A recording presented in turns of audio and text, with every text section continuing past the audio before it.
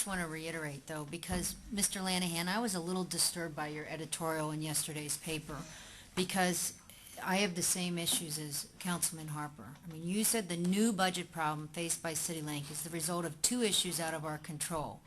One being that you were never paid property tax funds, but you didn't ask in '06, and you asked in the incorrect way in '07, and that's why you have to ask us now. You should have asked the City Council last year. That's not to say you won't get it.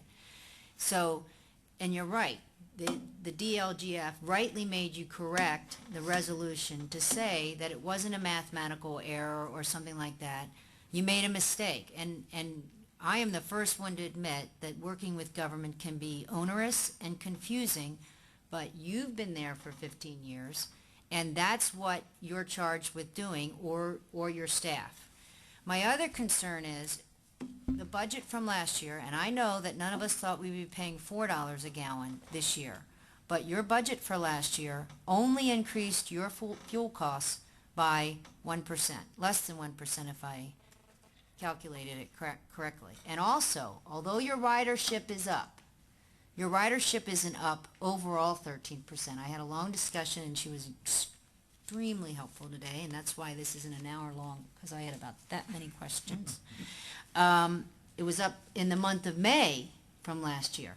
But I think, and I appreciate, we need a bus service, and we need to look at other alternatives to using our cars, et cetera, et cetera, et cetera. However, I think it's clear from the people who spoke tonight that there's a lot of work to do on the services and routes, and it's a little misleading to say the cost of serving 260 million passengers because, yes, your ridership has increased over 10 years, but your service area has continued to increase with annexation.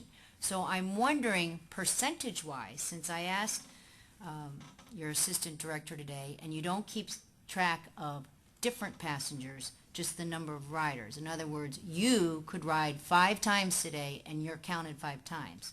But we have no way of knowing right now if we have actually expanded the number of citizens in Fort Wayne from using this. And sure, your ridership has increased, but you've just annexed to Boyd, and it's unfortunate that people think that they didn't pay their taxes, and that's why their services in other parts of the city may be cut. That's not true.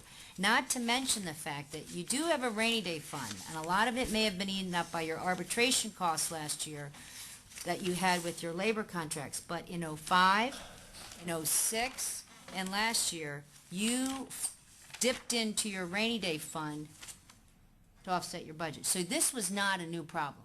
This is not a new problem that's coming to us. This is a problem you've known for 4 years, that your budget is not matching